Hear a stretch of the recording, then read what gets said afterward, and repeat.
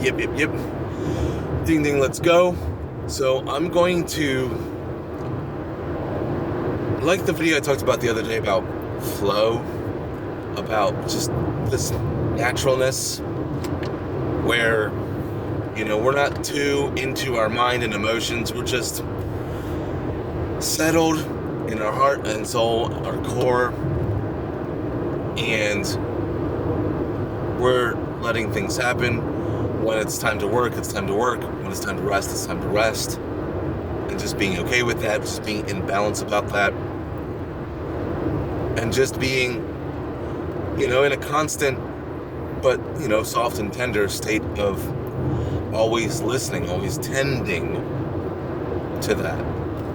So, in this particular video, I'm going to cater to this aspect of all of that relates to just being in the zone, in just like a state of self-amusement, self-love, and confidence, just going for it, that it doesn't matter as much what the words are or what the body language is saying, but that just being a byproduct of just that comfort and confidence, like in the heart and soul, and and everything beyond that is just like a play, a game, fun, right? So it's like there's the metaphysical heart, and you can imagine it just right around the heart space, which I've done over the years, and that's like the spot for me, at least. And I'm speaking of this like imagining, so it's just like like you can close your eyes and have like your hands up, eyes closed, and you can imagine like where it is, right? I believe they call that proprioception, where without a stimulus you can still vibe where something is in 3D space. So I'm inviting you to vibe at first a small sphere. It can be a sphere of light or just a sphere in general. Proprioceptively vibe the sphere, again, whether it be glowing or spinning or whatever, but just a general calm sphere where your heart is. Just,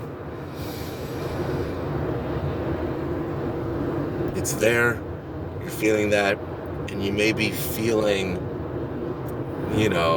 slight spurts or jolts, again, slight and soft and tender, just, whoa, and maybe going throughout your whole body, where it's like, whoa, there's something here, physically, metaphysically, symbolically, there's something here, there's something to this. Keep going. If you stop, like, keep going. Like, it's there, you're feeling it, and maybe you're getting a warmth, maybe some pulses. I mean, obviously your heart's beating, but maybe in a different sense, in warmth, a sort of, maybe goosebumps of sorts. And what I like to do to further this is, now you can imagine a 3D cone, and it's got that pinpoint, the funnel, right? It's got that pinpoint on the end. So try to do a pinpoint maneuver to a spot in your heart, and perhaps you'll find a pinpoint spot in your heart that's especially like whoa, like I'm hitting a deep part here. Whoa, like something's going on, right? Even if it's not seemingly different from the spherical proprioception and vibing, is what it is, right? So, like, in my, what is it, 13 years of sort of first dabbling in spirituality, then really honing in on spirituality, like the real stuff, the body work, the mind work, the shadow work. That's the real stuff. The airy-fairy, the flowery, the new agey stuff. You gotta watch out for that. The manifestation stuff. You gotta watch out for that. Because there are real things that are within, and we're talking like physically within, like within the body. Look up the Peter Levine stuff, the Bessel van der Kolk stuff, the Gabor Mate stuff. Like, it's physically actually in the body. There's a metaphysical aspect to it, and then there's a physical aspect to it. Of the healing, the trauma work, the shadow work, the somatic work. It is very, very real. So, once you get into that work, for years, it's like, mastery of anything. You gotta put in the work. Second by second, by minute, by hour, by day, week, month, year.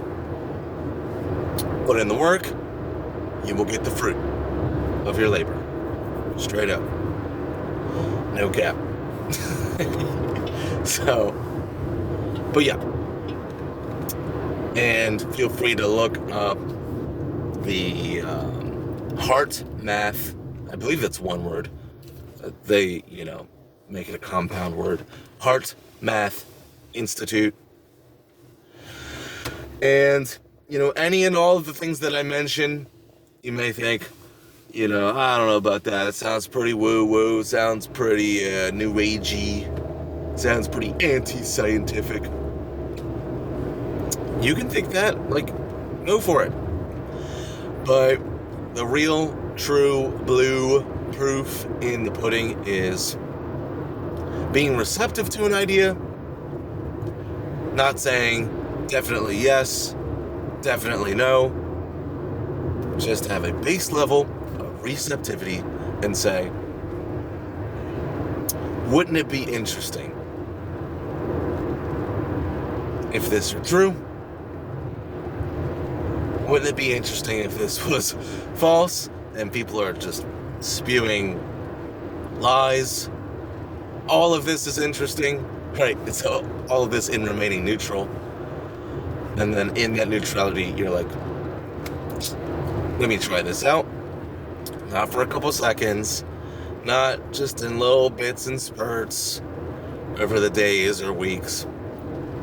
If you want to actually explore something, explore it in its time, in its due time, and give it due diligence, right?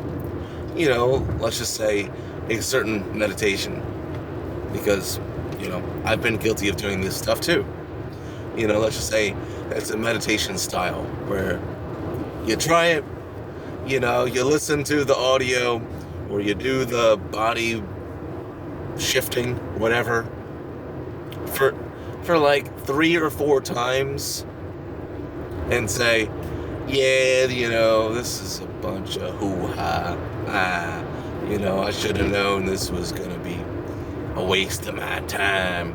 And it's like, how about you try it, give it, whatever, a 30-day challenge. If you can't really stomach that, if you can't muster that, then maybe every other day for 30 days. But as we know, there's benefit in consistency. So every day, every other day, but give it its due time, its due diligence, and like I've experienced many times over, I've given something an initial potential credence, like this may be true, okay? And for me specifically, maybe you can relate too, but for me specifically, it's been like, I would try something for like 3 or 4 days or 3 or 4 times and be like, maybe not. And then just think that, it's not for me. And then come back to it like, at the start, like maybe like 6 or 8 months later and be like, I'll give it another try. And then do it for 10, 15 days. Be like, it's fallen out of my consciousness, out of my caring, whatever. And then come back to it like 2 months later and then be more consistent with it.